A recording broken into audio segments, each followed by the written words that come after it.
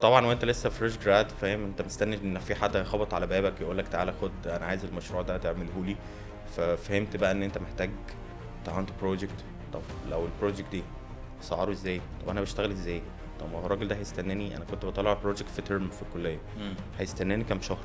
أيوه. فابتديت بقى تخبط مع الclients.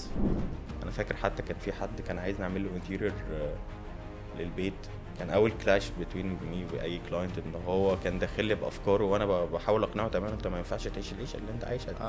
لأ أنت لازم طبعًا الراجل اتسرق ومشي وراح شاف حد تاني عمل له أفكاره والشغلانة راحت. أنت إزاي يعني إيه اللي أنت بتقوله ده design راجعي أوي. أنت إزاي كده؟ وبعدين أنت عايزني أسلمه في شهرين إزاي؟